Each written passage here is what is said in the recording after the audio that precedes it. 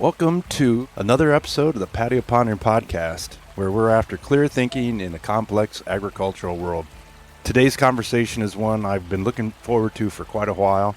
Lee Stanish and I share a common background: Purdue, FarmHouse, agricultural roots. But what makes this interesting is how those foundations show up in very different arenas for both of us today. We had a conversation a few weeks ago where we talked about managing employees, and it stuck with me. Because whether it's in agriculture on a farm, a restaurant, or leading something like FarmHouse and FarmHouse Foundation, managing people is where things get real really fast. So Lee, welcome to the patio. Yeah, I'm glad to be here. Well, let's jump right into it, Lee.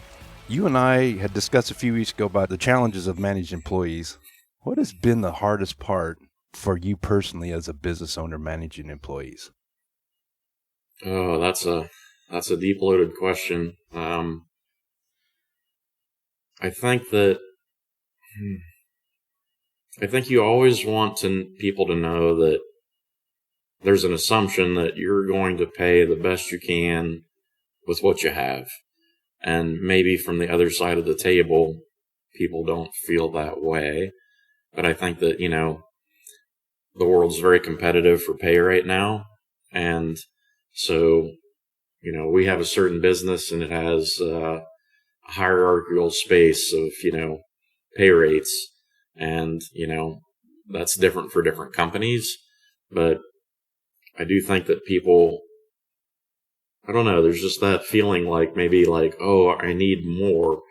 And I was talking with my brother the other day. Of course, I interview everyone basically because I'm ag econ / I have a little sociology in me, And, my brother works at a prison, and he was talking about the overtime in the prison, which is significant because you can't just leave a prison, So they actually have the right, I guess you'd call it, to have him not go home. So if he works a shift and there's not enough people for the next shift, he has to work 2 shifts in a row. It's mandatory. It's not like a choice. Wow. And what does that do? I mean, there's lots to talk about there, but, he said that he watches younger age group people come into the system, and when they're getting a lot of that overtime, they build their financial life structure around having that. You know what I mean? And then maybe they hire some new trainees and it disappears for a while. And then, he hears all the, the crying towel, about, I got the truck payment and this payment, and he's like, it's just crazy. And it was just full circle for me when he told me that, because I hear that from staff sometimes. And, there's financial pressure and you feel bad. But, back to my original point, while you might feel some guilt for that, and you might feel sorry for them, I didn't put you in that financial position.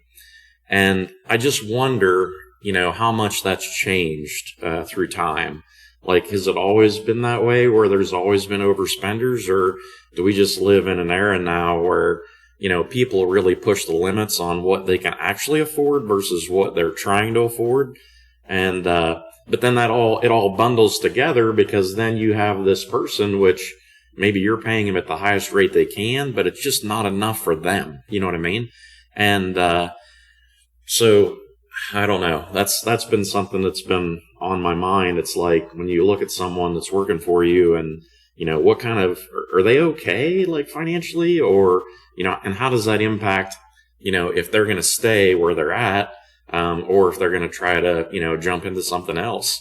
And I think the one thing that hasn't changed is that, A players are always have a higher capacity to be mobile. So, when you have a really good player,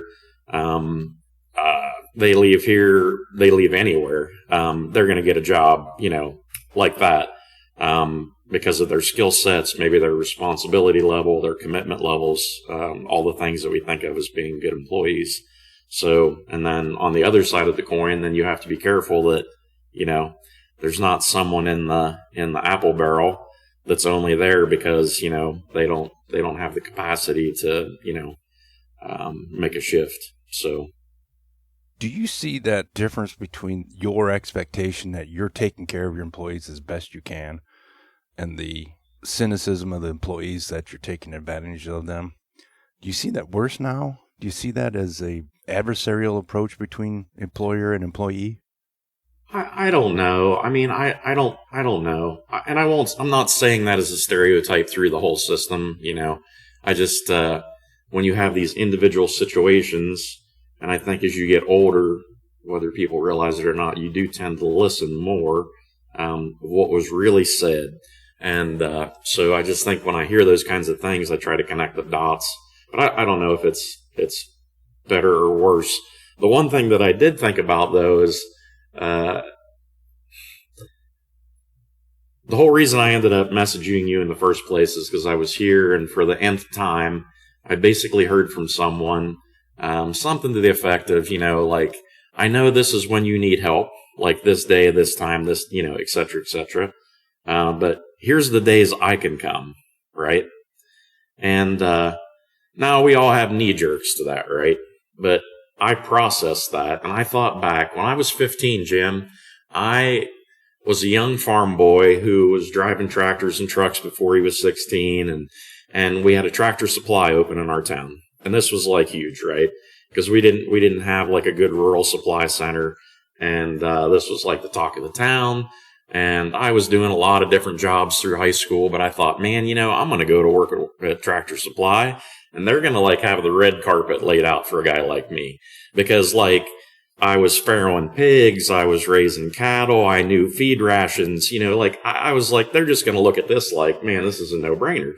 And I wrestled, and you know, I studied too, and so I wrote down, you know, the times, you know, they had some slot, right? Analyzing your time availability and like what they needed. And I wrote down on there, like when I was, you know, when I thought I could do it, and they turned me down. They didn't give me the job. And, you know, I thought about that for a long time, and I'm like, here's a place that said, as good as you are, it doesn't fit the mold, bud. Sorry. Thanks for coming. And is that what happens today? You know what I mean? Like, I feel like when good people end up around you, at least in our business, you sit there and you try to think about, like, how can we make all this work? You know what I mean? And I don't know if that's right or wrong. You know what I mean? And I'm sure in a bigger corporate setting, maybe it's not even, you know, approachable.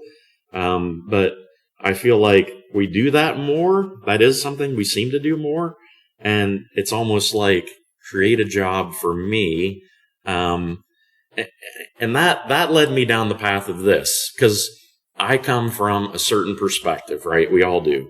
And I come from a certain background, and, you know, you worked until the work was done. And if the work was done, that was when work was over. You know what I mean? Like, it was a farm upbringing, and that's just how it worked.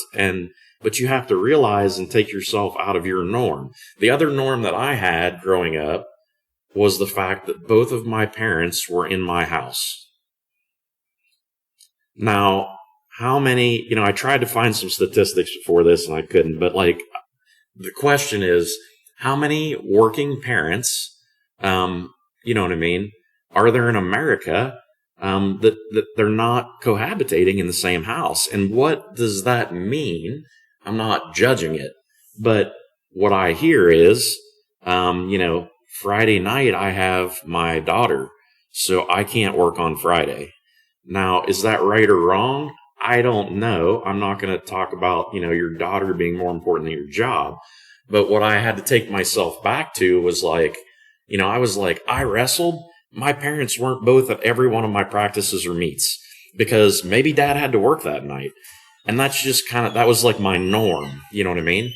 And that whole conversation with that guy that then sent me to you, because I was like so wound up about it. I was like, he's a single dad. And when he has the kids, you know, this is different. This is different than what I grew up around. And, you know, so I can't speak to that because I didn't live in that kind of situation. But, you know, how many people in the part-time labor force especially are in that situation and then want those, accommodations, let's call it. Okay. So I don't know the answers to the question, but I was really just trying to look at it because your knee jerk is you're like, oh my gosh, why can't you just be at work? And you know what I mean? But I'm like, what are my norms? What are society's norms? Like, how has this changed over time? And I think that's a part of it. When you don't have an archetypal 2-parent household, you know what I mean? How is your life different? You know what I mean? And how does that make the nature of work different? You know what I mean? For those people. How has your experience through your master's degree, the work you did at Purdue, and your leadership in FarmHouse with the association and helping with the chapter, how has that helped you adapt to being able to manage people that have a different work ethic, expectation, and background than you and I have? Well, I honestly don't know the answer to the question. I guess the better way I could put it would be that I feel like it certainly showed me when I was working on the board and through the house build, the association board was stacked, I'll call it, right? Like, this wasn't like people who were free and you put them on the board. This was like we went out strategically and sought people with certain skill sets to put them together in a group to get something done very specific. And that level of team was just so high, you know what I mean? So high functioning. And so I don't know if I'll be on another team, in my lifetime that really had the capacities. I forget the ratio, Jim, but like there's 9 members on the board. And I think at the time, 7 were Doan Award winners, right? These are people who are driven humans.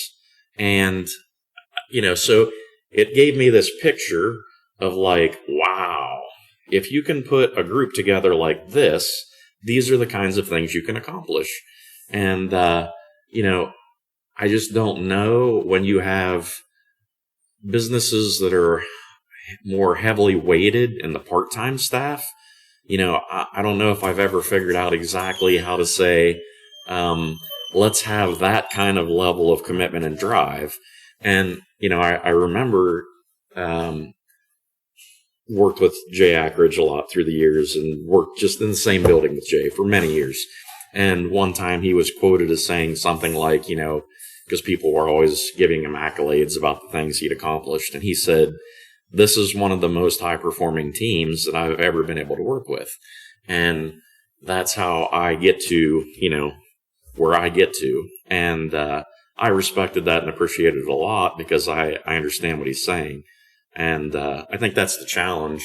I think the challenge is like, how do you give people the motivations, directions, energy, when a lot of people, and again, I hate stereotyping, but might see like service work as like, okay, the way that fits into my life is that's really like a job for vacation money. Like I'm going to have this job and that's going to take care of things, but I want to live a little better. And so I'm going to, work in service but the number of people that treat it really as a full-time living, and there are many, don't get me wrong. But I think that, that's, you know what I mean? So you have that differentiation in what's the overall, push, drive, thing to circle the wagon around, you know what I mean? That would make people do like what the board did, to pull together to build that house. What is the mix of your staff between true part-timers and those that view service as their full-time position? Most are part-time. Really, most are part-time. As a small business, we can only afford so many full-time people, just based on the nature and size of our growth.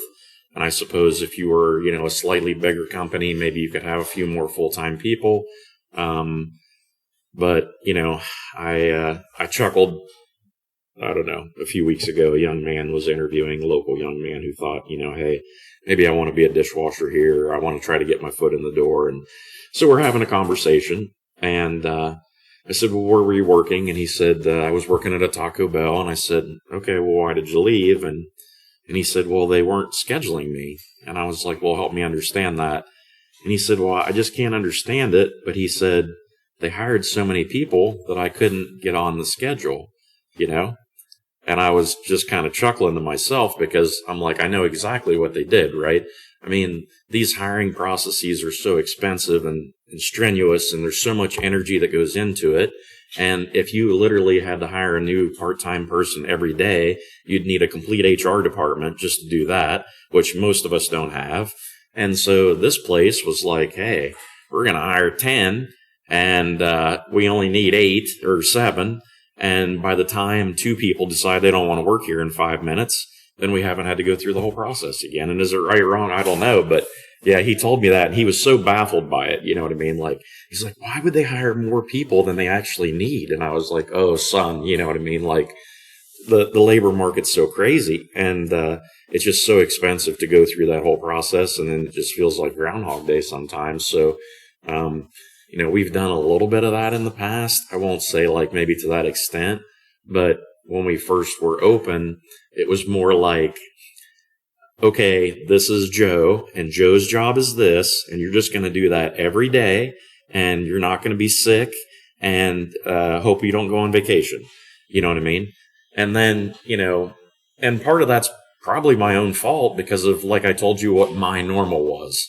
Like, my normal was like, you don't not come to work, you know what I mean, over other priorities. And then you know, at some point I realized I was just fighting myself, you know what I mean?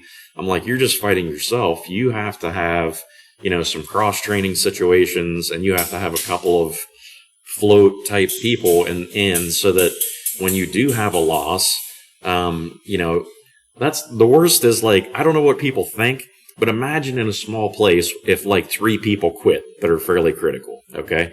Like, we still have to wake up and operate the next day. And so the challenge is like, how in the world do we do that? You know what I mean? Like, if you're really that short, I mean, we still have customers and expectations and jobs booked and things that we have to do. And so then it's like, as long as you had some of that cross-training done and maybe had that extra wiggle room, maybe that guy, it's like, hey, coach, come on in, you know, because, you know, we need you to jump in. So I know it's like a double-edged sword, but I think you see more of that. I think you see people that are companies that are just slightly over-hiring, if it's possible. Think, you know, assuming, not that you want to, but assuming there'll be some attrition. And then at least the company can, you know, continue to move forward or operate. You know what I mean? Well, as you were talking about that, I fell back into my hog farmer mode. Every hog farmer knows that if you want 10 replacement gilts to go in the farrowing house, you're going to buy 15 because there's going to have one of the broken leg, one that's not going to breed. So I understand the oversupply. I had a conversation last night with one of my son's friends' father. They're both 16. My son has his driver's license. He drives to school, has no problem about it. His son's the same age as my son, and he's afraid to drive. His father explained that just last week they went on this road that had a curve. And when he got through the curve, he said, was that okay? Was I too close to the edge? Was I too fast? And his dad said, it's fine. You'll figure it out. But as I drove away from school where we had that discussion, I thought the difference between those two 16-year-olds, and this isn't a judgment, this is just an observation of difference. My son was exposed to farm life, mower, semi-driving. He knew that he needed to control the car because their side-by-side took out fence posts. And he learned resilience. He learned the capacity to get through something that's scary, whereas his friend didn't have that exposure. Are you seeing the lack of resiliency, the lack of experience in these part-time employees that don't seem to be able to handle coming to work every day?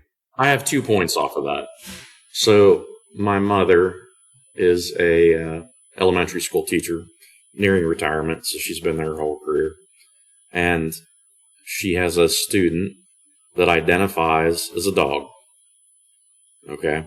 This is like real life, Jim. Now, we can sit here and laugh about this, but why do I tell you this? It's like what you're saying and what you're describing, think about the kids that are even a little bit younger than that and coming through the school system currently, and how does that prepare them, for what you're describing. And so I don't know if it's really going to get, I don't know. You feel old when you start talking about this, like my grandmother used to be on AM talk radio, Jim, in the old days, and she told them what it was about, you know what I mean? And you're like, wow, Grandma, you gave them a piece of your mind there, but it's like when you look at what I just told you, it's like, we know, you and I are smart enough to know that these kids are going to grow up, right? And then they're going to maybe go into the labor force. And so it starts from the beginning. And then if you look at it from a total different, total other side of the spectrum, I have a good friend of mine who I was in FarmHouse with. He's become quite a known factor at Corteva. And he works with a lot of their talent management types of things. Anyhow, I saw him in brush passing last fall, and we had a little bit of this discussion. And so my question to him was, so if we have this environment that we're in, what's a good person worth? What's someone who has the resilience, who grew up on a farm, who has the pieces of the puzzle, what's that person worth in your world, And he just kind of looked at me because he knew what I was talking about, but he didn't put a number on it. I kind of wish he would have. But I don't know the answer to the question, but it's like, you can talk about the part of the left, but then, for the people who really have that stuff together, what are they worth in the marketplace? I don't know. You know what I mean? I'm going to turn that around on you, Lee. I think we're developing a group of managers that don't know how to handle people that have that broad experience, that resilience. And people like you and me in the corporate world don't fit into a silo because our experiences in our life and our interests. And we're hard to manage if you're taught just to manage people in a silo. It's possible. It's possible. I've been through all the millions of trainings and things, and there's always things that stick. But I was in one time, and the guy broke it down, and he said, most people are generally one of three things. He said they're entrepreneurs, they're managers, or they're artists. And he said, often in a company, you need a little bit of everything, but you generally lean. And, I think I tend to agree with that. We see a lot of people who are, for instance, cooks, who they're artists. They're not thinking, that may not think about profitability the way I would, or, about how many guests were served today. Maybe they do, and there are some that are, but you see plenty that are, artistic, and it's the same for me. Like, what's my breakdown of that? And then how does that, impact the way, I operate? And, I would say some of each. And, but, if I had to take the test and, use the scale and, which one's going to be higher. And then I think that answers some questions. I had mentioned to you before my good friend that worked many, many years at FedEx. And, if I was going to rate him, I would say manager all day. You know what I mean? He just had an inner coach, know how to get people to put together and do things, kind of a background. And, so maybe not, I don't know. But I guess that's where we're at. So how long did it take you after you opened the doors and put on your pitmaster hat to realize that the cooking was easy and the managing was hard? I don't know, maybe a year and a half, I would say. I think, when we talked about the excitement of building the team to build the house, I think when something is new, it has a unique energy, you know what I mean? And you only get to do that one time. And so, we certainly had a lot of very qualified people that were like, hey, we want to be a part of saying that we did something new and, new and cool. And, so at that time, we had a lot of people really in the right places, you know what I mean, that were driven. And to be honest, they were doing things that I didn't know how to do. And I was honest with them. I'm like, hey, you two, you know, I don't know anything about any of that. So you go over and do that. You know what I mean? And that's, so it almost functioned like my level of operator to owner, as I'll call it, I was probably higher owner at that time. Just because the divisions were made and you know, everything was, you know, flowing. And then I have this, you know, I don't know, it's not a straight line. It's some kind of crazy curve, but on any given day, month, year, whatever, you know, if you ask me that same question, you'd probably get a different answer of like, how much do I consider myself an operator within the business versus how much I consider myself an owner. And, it's not wrong. You just have to know where you want to be. You know, I've seen plenty of old diners and restaurants that have mom and pop back there, and they've been cooking at this, you know, the griddle for 50 years. And that's the way it works. You know what I mean? So I think if you desire that and you have a hard work ethic, I mean, that's great. But I mean, if you desire to have, you know, people, departments, you know, leadership that's in between you and the company, that is a lot of work. You know, it's not undoable, but you're passing off trust. You're trying to make sure that they're taken care of well for their responsibilities. But that has been I don't know. Yeah, I have to keep reading the book there. You know what I mean? Like I say, there's just been some times in my career where I'm like, man, like, do I work for this place or does it work for me? And then other times where you feel like you've gotten ahead and some of the right hires are in the right places and you're like, man, this is like, I can just be away for a while and I know it's going to be fine. You know what I mean? It sounds like you just described a livestock farm. So you had mentioned that you purposely stacked the Farmhouse Foundation board with powerful people when we were in the middle of the planning and the fundraising and the building for the new house. Did you use that same thought process when you assembled your team when you started the restaurant? I did. I cheated. And I'll tell you how I cheated, and I guess I only get to do that once too. But, you know, the restaurant was a restaurant before me. And I came here as a, you know, customer for many years before that. And I never really thought I was going to do what I did. I never even crossed my mind. But irregardless, you know, during that time, and I try to explain this to our staff all the time.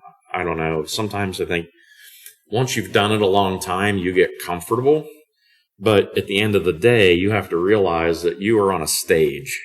Like you are on a stage being watched like a movie. And so in those early years, I knew who the good people were as a customer. You know, you knew. I left my debit card there one night, and one of the guys we hired to help open found me on Facebook, sent me a message, and was like, hey, you know, I'm so sorry this happened, but I just want to let you know that I have this. It's safe, and I'm putting it in the cash register for safe storage. And, you know, so I had all those experiences. And then, so when I went to do it, because it had been closed for a period of time, I just made some phone calls, and I'm like, hey, I want you and you and you. And, you know, if you guys are on board, this is what we're going to go do. And so, you know, I owe a lot of dedication and respect to those guys for like jumping off the cliff with me, so to speak, with a guy who never owned a restaurant, who thinks, you know what I mean? But that was kind of like how we did it. And they knew way more about the business, you know, service and operations than I knew. I knew how to cook food, but that's just a, you know, part of the equation. So, yeah, so I kind of did. And, I hope to see both of those key people. They stayed with us for a couple of years to get us up and off the ground. And then, you know, they had other aspirations and ambitions and, you know, moved on, but I still have a lot of respect for them. And I think they're both going to end up back here for our 10-year anniversary next month. So it'd be just nice to shake hands and say, you know, thanks. And that opening had to take a lot of humbleness on your part Is that a personality trait, or is that something you've learned through your... Well, I think there's some humbleness. I think there's also some naivety, because I had no idea, no idea what I was getting into. So, now is the harder question you would ask me, which I don't know how to answer, was, would you do it again? Because, now you know that this is what it takes. This is what it took to really do it. And I had a lot of good supports people along the way. There were a couple of people that, I don't know, they just came out of the woodwork through that phase, and they would just say the right things at the right times. You know what I mean? Like, you know what? This is gonna be good. This is gonna all work. You know what I mean? And like, I needed to hear that because I was in a weird spot where, you've got all this construction going on, and you're like, oh my God, one, will this ever open? Two, will anybody ever come? Like, and all that kind of stuff. So, but I respect those folks a lot too, because like I say, they kind of were like that calming touch when you needed it, and you didn't probably even know you needed it. You know what I mean? It almost sounds like a word of encouragement that you didn't expect when you were going through pledgeship. Yeah, I mean, for sure. And that's probably a trait of me, I mean, I take personality tests. I'm a personality test junkie. I have all of our staff take personality tests. They probably think I'm crazy.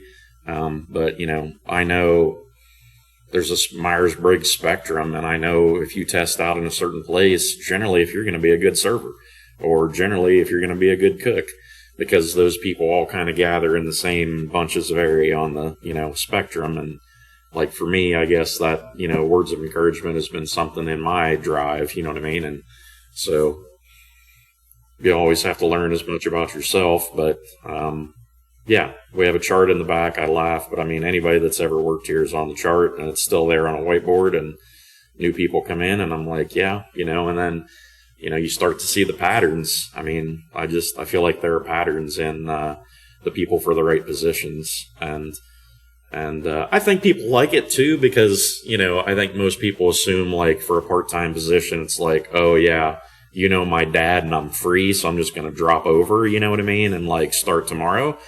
And I get that. But when you're like, hey, by the way, before we can talk, I need you to take this test, I think people see that as like, oh, there's some threshold here, like this is part of a process. So I think it's good for them. And even if we didn't hire them, they're going to be able to read that and learn a lot about themselves that they may or may not know. And if we do hire them, then, it's still to our benefit, the manager's benefit to see their tendencies. Well, knowing my personality, I don't think an INTJ or an ISTJ would be a good server, because we would tell somebody to go screw off. Yeah. And you have some outliers. You always do. Oh, yes. You have a few people that, they're introverted in an extrovert's job, but they do it really well. You just know it takes more of a toll on them. Their batteries get worn out in a different way. In your leadership when we were building the house, was there a moment where you were just overwhelmed, and how did you deal with it? I don't know if I ever went into total overwhelm, but I did ask myself the question many days, and also the VP, because we worked hand in hand, and I think we had a conversation one day, and he was like, how are we working and doing this? You know what I mean? And I said, I don't know, but we're going to get it done. You know what I mean? So I don't know if it was right time and right place for me. And, I happened to be on campus at the time, and that put me physically close and allowed me to kind of keep pulse on things. And so, I don't know if I was ever completely overwhelmed, just because there was so much other support on the team. And especially, like I say, Jarrett Wicker, top-notch guy, tip my hat to him. And our thought processes were so aligned. You know what I mean? It wasn't like, I don't know, sometimes you're on a board and you have ideas of how it should run, and the other person has ideas, but it just doesn't mesh quite right. You know what I mean? But, Wicker was a total strategist, and, he was always trying to outthink the outthought, thing. And, we worked really well together. So I think when you have, strong people around you, it makes it different. And that's what I always tell people, like, if we're totally staffed and with the right people in the right places, I feel like every day I'm on vacation. You know what I mean?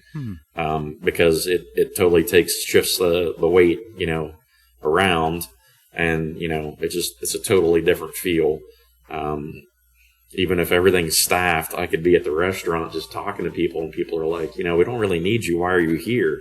And I'm like, it's nice to be here when you're not needed. You know what I mean? Like, just to kind of shake hands and talk to customers and, all that kind of stuff. So, well, it sounds like you're in a position, both with what you did on the farmhouse board and the way you treat your employees and set your team, that you're intentional. You're not reactive.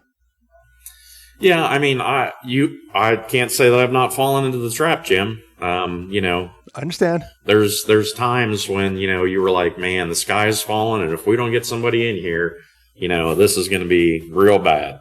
And, I probably made some errors in my judgment through time, because it's, I don't know, it's like a siren, that like, it's just calling you in, like, but then you go through the cycle, and, in your head, you're like, this wasn't a good fit, and I should have known better, and why did I, fall victim or prey to that?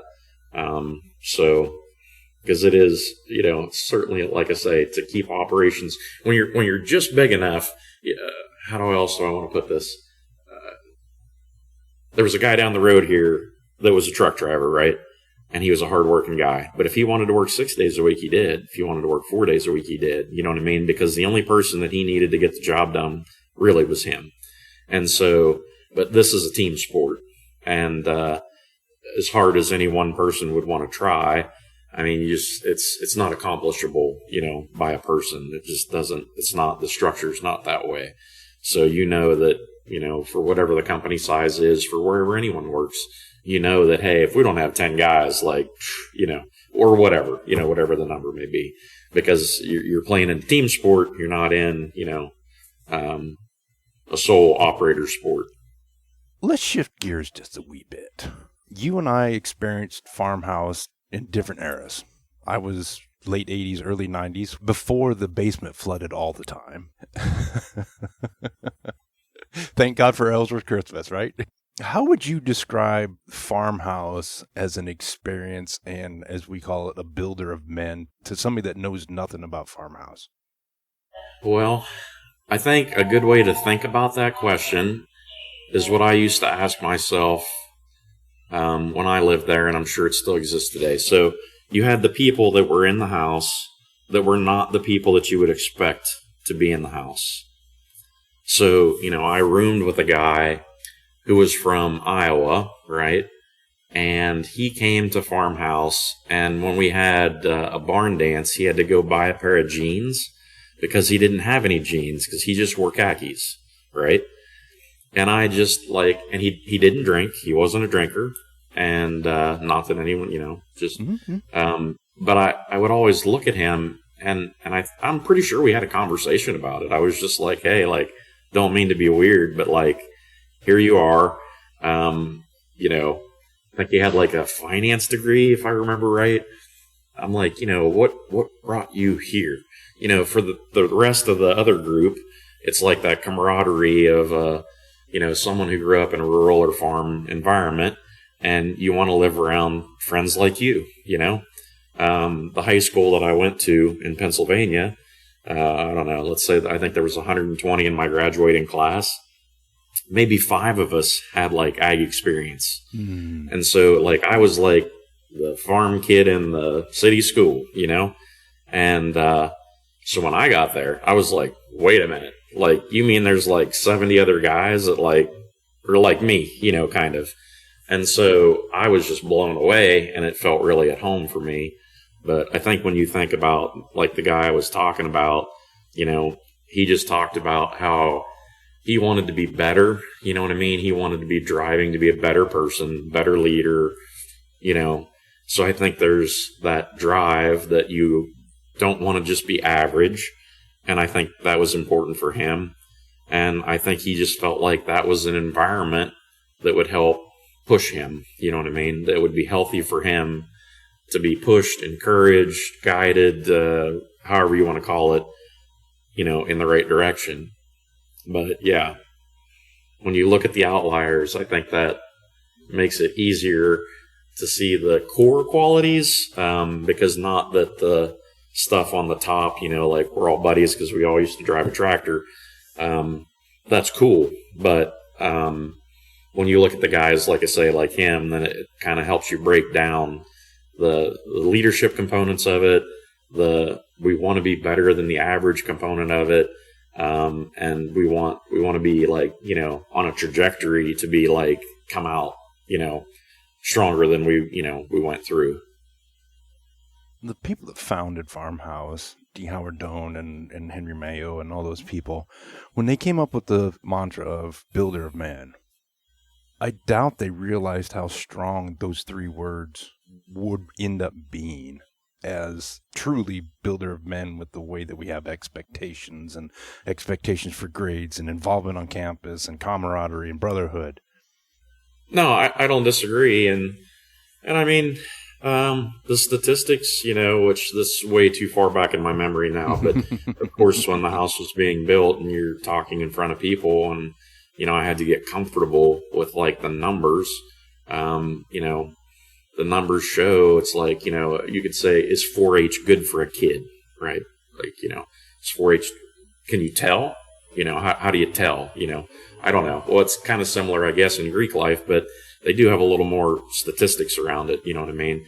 Graduation rates and job placement rates and average GPAs and that kind of stuff. And I mean, it matters. I mean, it's just at the end of the day, the maths, you know what I mean? Where you can see change, positive change in kids. So, yes, the math does matter. And my son was in FarmHouse. He got to live in the new house for 2 years. It's gratifying that he chose to not follow in my footsteps because his path was completely different than mine. For sure. Yeah. And, it's not for everyone, and that's okay. I met a lot of great guys who were in the house for a while and then weren't, and still great guys. I mean, there's a whole value system there, and underlying things which you all know about. I mean, it's like not just I don't know. It's complicated because it's not totally tangible, but it's just not for everybody, and that's okay. There's still plenty of good people that didn't live there, and there's plenty of good people that did live there, and but yeah, statistically, I mean, it shows that it makes a difference. Did you have bigger heartbreak when Gray House came down or the main house?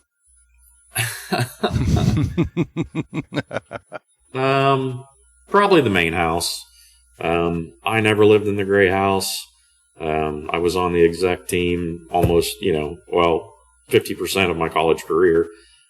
So when you're trying to be the guy that, operates, runs, keeps the rules straight, sometimes things would happen over there that guy might not want to happen. And so then, puts you in an odd situation.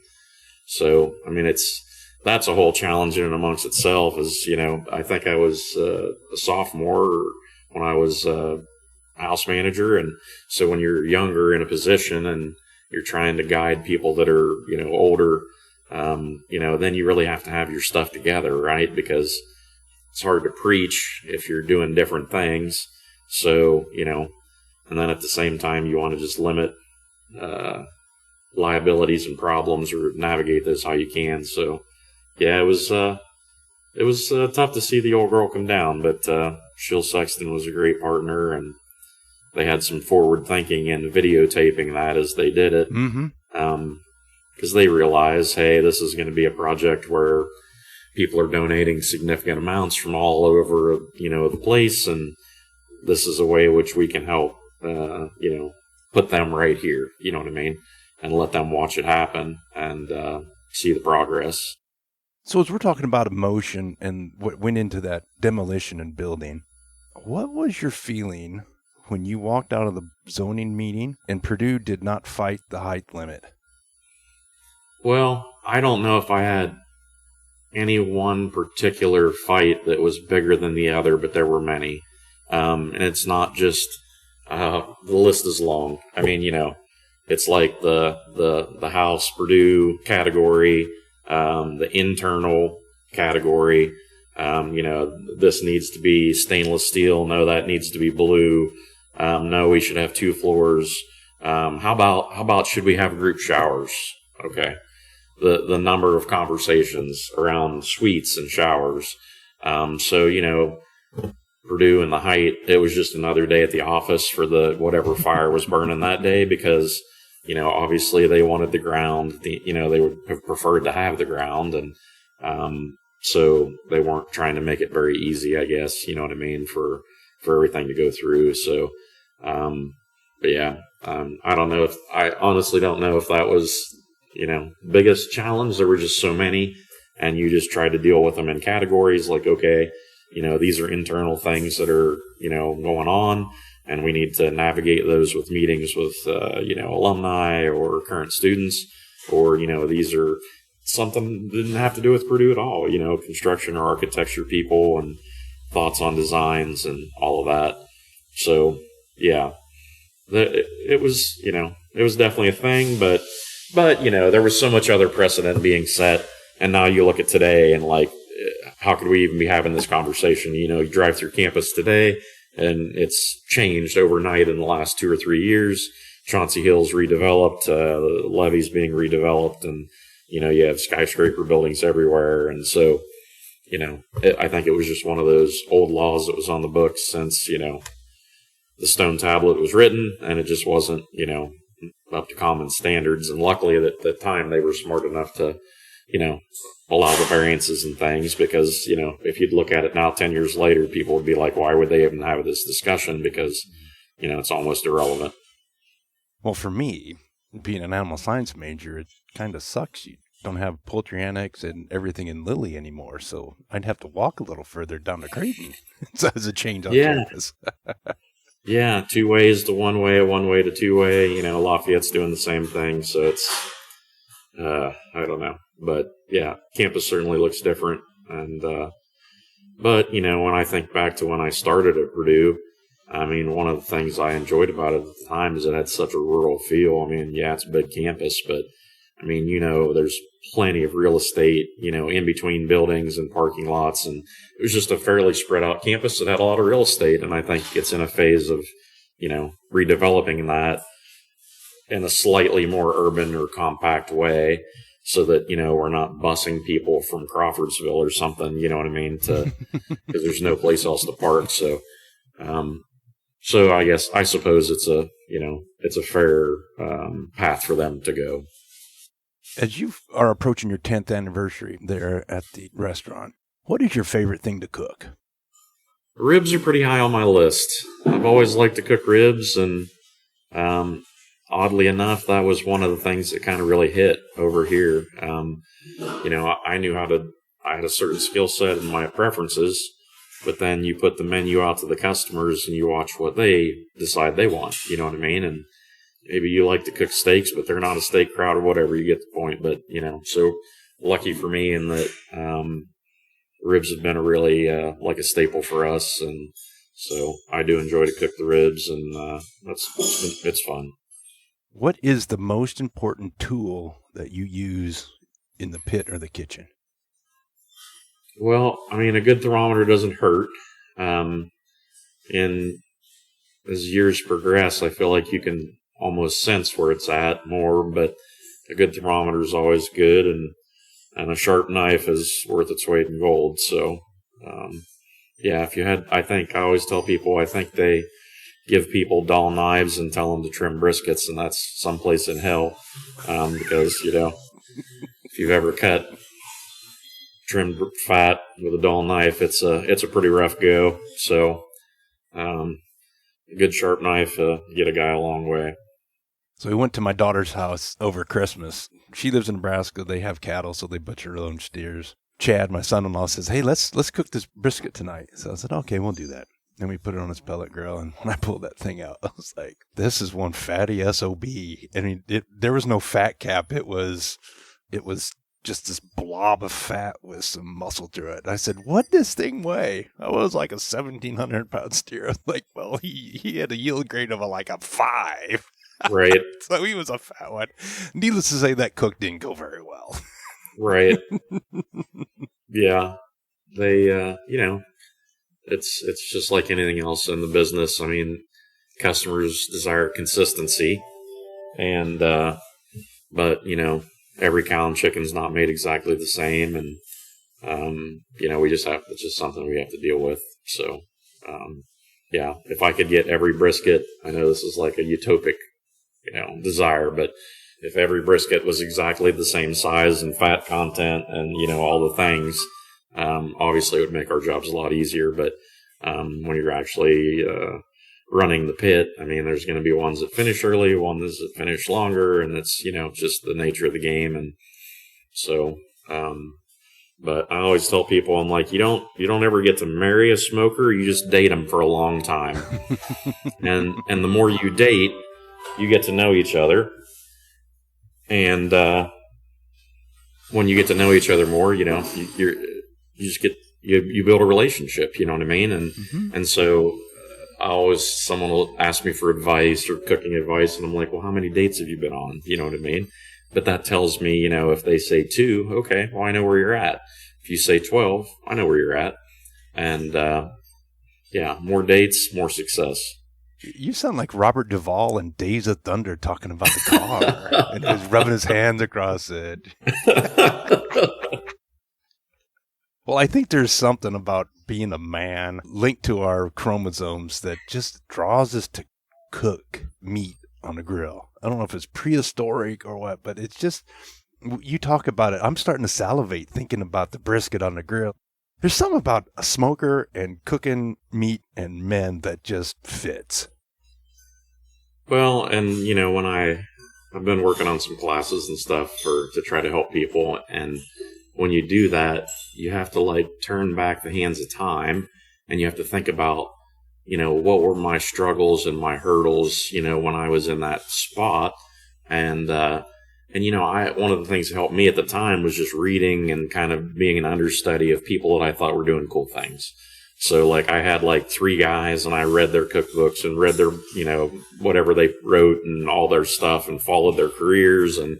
And I was lucky and fortunate enough to meet one of those guys before he passed. Mike Mills was from Southern Illinois. And, I don't know, Mike was 8-time world barbecue champion. But he also coincidentally owned a restaurant, right?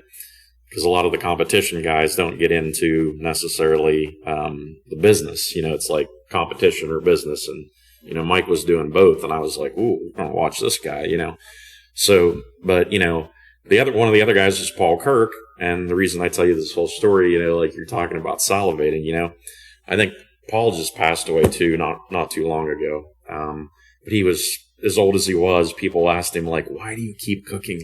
Shouldn't you retire or stop? And he said something to the effect of because some people may never taste what good barbecue tastes like, and I'm like, wow, mic drop. You know what I mean?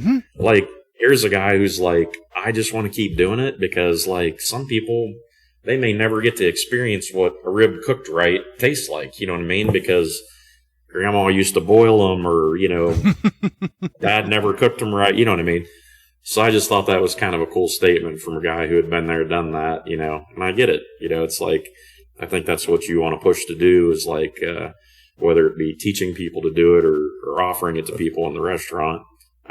You want them to be exposed to something that was good, and maybe they can or can't do it themselves. So, silver skin. What's silver skin? Why do I need to worry about it? For sure, yeah. Dry rub doesn't go through it very well. Oh, nor do your teeth. Right. Well, as you're talking about your video series and teaching people, that goes right back to your master's degree. It does, and I spent a lot of time in the latter part of my career at Purdue, working in exec ed in the exec ed setting, and so I get it. It's not people are inherently not smart. It's just people that are trying to increase their ability in a certain area, whatever that area might be. And so, we were doing that more to help execs and managers and people increase and be better. And but even in our lifetime, Jim, it's I really feel like the whole online education stuff, largely categorized. I mean, it's just going up and up and up. And, there are, segments in that. And there are some people, I always joke, I'm like, there's the guy who's in an age group who he wants to learn how to weld, but he's going to buy that welder and put it in his garage, and he's not listening to anybody, and he's just going to do it until he gets it right? There is that group. But for people that are probably at least my age group and younger, I think it's becoming more commonplace to be like, I don't know how to do this, so I'm going to get on YouTube. Or I don't know how to do this, so I'm going to take an online class. And I think it's just that'll change education, I think, significantly in my lifetime. Well, that allows you to make your education more pinpointed on what you want and not you have to take all this stuff. I mean, if you want to learn to weld, you either get a welder, like I did, and you start doing it, and then it's like, oh, I'm starting to splatter. Why do I have holes in my flux? Well, I ran out of shielding gas because I saw this video, and it's that mix that we're at a nexus with the access to information and how we can teach ourselves so many things that I think puts our education system in a stressful position. Yeah, I just think it's different. You know what I mean? It's just different. I mean, you're going to see people that are really good at what they do, putting more things out. I don't care whether it's plumbing or barbecue or whatever. I mean, we all know the people. I sat back before I thought about the classes. I mean, I've been cooking barbecue for 32 years, between my personal backyarding and then 10 years professionally.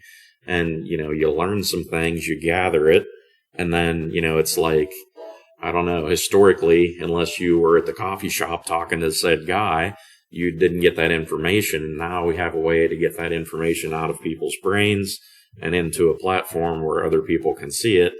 And just like any business, the more specific you can be to who it's actually for, I mean, that's always, you're always gonna win. And, I think about that, like I think about the food truck part of our business, like if a elementary school calls and they want the food truck for a lunch, and it's 98% 20-year-old women, right? Teaching at the school. We know how they're going to eat. We know what they want. You know what I mean? Because it's not a baseball stadium with grandma and kids, and, a restaurant can feel like a baseball stadium sometimes, Mm-hmm. because you have such different groups and segments. But when you take that food truck to an event, not all events, but many events, if I'm going to go to Tate and Lyle, right, in Lafayette, and I've got a bunch of blue-collar guys that work hard, and they want to get the treatment, right, and leave having to bump their belt a notch, like, I understand that, and I can better serve them because, I've lessened the customer base, and I've tightened up, who's this really for? So, I think online education will be the same way. It's not going to be like, oh, there's this stuff out there and I hope it's good, but, there are so many segments and groups of people out there, and if you let them know it's for them, then people always will, generally be responsive to that. Are you a charcoal or are you a wood smoker? Well, I do some of both. Okay. But, commercially, we have like these hybrid systems that have like gas backup, right? Mm-hmm. And that way I call it so you can sleep at night sometimes. Yeah. So, they still take wood and charcoal, but once you've got the cook to a certain point, really all you need is heat to finish it.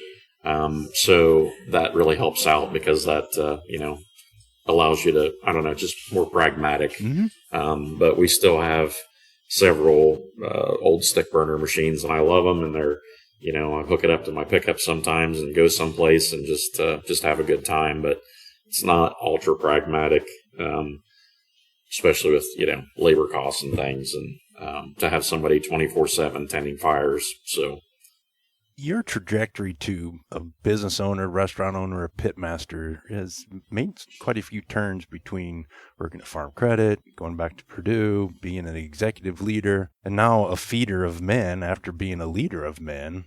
How do you feel about where you are at your stage of life? Well, I pretty happy. I guess definitely I think at this point you start to see things differently because it's like, oh, instead of being 21 or 22, it's 20 years from 65. You know what I mean?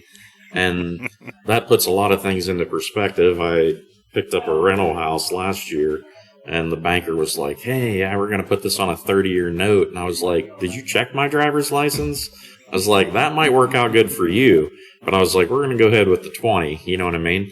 So I think those things start to come into your brain, at this age, like, how do I want to take the rest of the road, and how do I set myself up, you know what I mean, for that pivotal point where, you're maybe leaving the workforce or shifting gears. So planning for the day that you hang the apron up, at least professionally. Yeah, I don't even know that. It's just, God willing, right? You don't know when the ticket gets called, but it's like, I guess I'm also at the age where I've seen people that haven't prepared very well for that. And it's kind of unfortunate, you know what I mean? And so you look at that and you're like, well, I don't know if I want to be there when I'm there. And so, yeah, I don't know if I'll be a multimillionaire or anything, but you just try to, do what you think will put you in a good position. So. Yeah, and I think that goes back to a lot of the foundations that we had with our time at 1028 State Street with our broad education that was expanded when we were brothers, whether we served on the executive team or we were just people that showed up to chapter and voted. For sure. Yeah, for sure. Well, Lee, it's been a great conversation, and we end every podcast with 5 questions. So I'm going to be interested to hear your answers because you were in ag, you're out of ag, but you're still in food production. What is one lesson from ag that you carry with you every day? Oh, probably work ethic. I don't know if you can get around it. I mean, there's just a certain work ethic, and we talked about it, but, if you had more fence to build, you kept building it till you were done. And if you were done, you didn't sit Indian style on the pasture field to wait till 5 to clock out. You know what I mean? It was like workflow was kind of dictated things. And I don't know, as we earlier discussed, it just seems like there's a lot of changes going on. And so I would say work ethic. If you could have coffee with one historical person in ag or food production, who would it be? I don't even know if it would be in agri-food production. History Channel did that special some time ago about like the Titans of America or Builders of America or something when, Rockefeller and Carnegie and all those guys were, in their heyday. And man, what would it be like to, be a fly on the wall? I don't even know if I'd have to have coffee with them, you know what I mean? But to be a fly on the wall, to like just think about how those guys think. And I guess maybe that's like a modern day equivalent of like a Elon Musk or something in terms of just real big, broad picture thinkers. And that stuff always intrigues me, like people that can see things about society that, maybe we just get up and go to sleep and we don't even think about, you know what I mean? I think your entrepreneurial spirit would take different lessons from that than somebody that just is a 9-to-5er. Talking to Carnegie or Rockefeller or Elon Musk. That's a good one, talking about those stalwarts of the Industrial Revolution. What's one quirky or underappreciated thing about agriculture more people should understand? I don't know. It's a little bit controversial, I guess, but, people in ag always want to talk about how many people we feed and that's like so important. And I don't necessarily disagree with that. But I feel like the only people that are interested in hearing that are the people that are already in ag. Amen, brother. The other people that you think you're telling that to, they don't care. You know what I mean? And so it's like we're doing a marketing service for ourselves. You know what I mean? To like thank each other or something. I don't know. And I don't know. So I always thought that was like a weird quirk because, it's like this year we fed, 127 people per whatever, and I'm like, do you think the people that aren't in the industry like are reading this and like, oh my God, honey, look at this? You know what I mean? Yeah.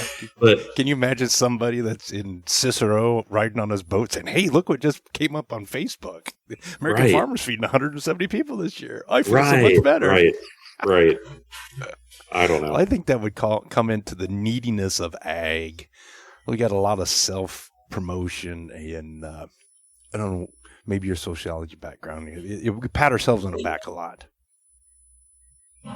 Yeah, I mean, it's just an interesting business, and, that's a whole different conversation, but there's so many people that aren't in ag, which you already know, and, we always think, we feel like we need to bridge that gap more, but, I don't know, I just don't think they're that interested in learning, Jim, so. Hey, as long as their grocery cart's full and the Correct. refrigerator's full of stuff, they don't give a hoot. And maybe it's not wrong, maybe that's just okay, you know what I mean? But I feel like the industry does feel like, man, people need to know, we do this, so. Do you worry about the guy that made your car every day you got inside it and turned the key on and it started? Yeah, I know. I don't want, I thank the guy who now, I don't have to open the soap container on my dish sink because you can just turn it upside down and squeeze it. I might thank that guy. But it's innovation. Yeah, we have a lot of daily things that we take for granted in a lot of different spaces. So, what is your favorite ag or food production related tool, product, or innovation? I don't know if it's I don't know that it's an innovation, but I really like old tractors. I've always liked old tractors and ag equipment, and restoring them has been a hobby of mine. So I guess if you studied my my personality test, it would tell you that there's some restorer in me. You know what I mean? You want to see something, and whether it's a person or a thing, and you want to see it be, in its heyday. And so, yeah, I have several old tractors, and I still have a couple left to restore on my list that my great uncle bought after World War II. So, when the vets came home from World War II, I don't know what tractor sales statistics were like, but it was insane because they came home and they wanted a tractor for their little hobby farm. And he was right in that group. And if you were a vet, I understand that you actually got preferential treatment on the list at the dealership. So if you were a vet, because steel was still in short supply, so they put you up higher, and he bought a Farmall M and a Farmall C at that time, and they've been on the same farm since 1947. So that is really cool. And so, yeah. So someday we'll get them shined up and in the click. Well, think about some of the conversations we had today about where we are today. Online learning, going to YouTube, using YouTube to make you better at whatever vocation or avocation you have. And think back to that Farmall M and that Farmall C, which were third generation improvements on the track. And they thought that was a great thing. And it was just a steel seat on top of this hot piece of metal. There's nothing convenient about it. Other than you didn't have a horse's ass farting in your face and flicking you with its tail. Pretty much. Yeah. We've come a long way, baby. We have come a long way. So the last question, what is one small change that can make a big impact on agriculture or food production future? I know we talked about exposure and resilience of kids that experience it. And I guess, if you know of youngsters that haven't experienced it, I think offering them some exposure, I think that's, and you're not going to take, a 6-year-old and, farm convert them. But I think that, take them out, show them how it works, you know what I mean? And let more people be exposed to things like that, because there's a lot of life lessons in those different, in that 5 to 15 age group, how many life lessons are learned in that space. And maybe you can just give one, but that could really, anything we can do for the future. Offer exposure, not education. And I've taken that anytime I'm running a combine or a tractor, and we have some suburban areas we farm, and there's a kid that waves at me, I'll wave and stop the tractor. And if there's parents out there that say, hey, you want to ride? Their eyes light up. Being in a tractor as a kid is really freaking cool. So I love that. Give some exposure. Yep. Yeah. Well, Lee, this has been a great conversation. And like I told us at the beginning, it's a little different than our typical one because you are in the midst of not only food production, but feeding people. Sure. Yeah, no, it's been good. And, we'll see what the future holds for us. We know food prices are certainly, at high levels right now, and that impacts people both at restaurants and at grocery stores. So, but 'tis the time we live in, and we'll move forward. Well, Lee, congratulations on 10 years as a business owner, as 10 years as a pitmaster. I look forward to seeing what the next 10 years brings for you. And for my guest, here is a great illustration of how your ag roots can set you up for a varied career, and sometimes we just don't know where we'll end up. For sure. Well, hey, it was good to chat, Jim.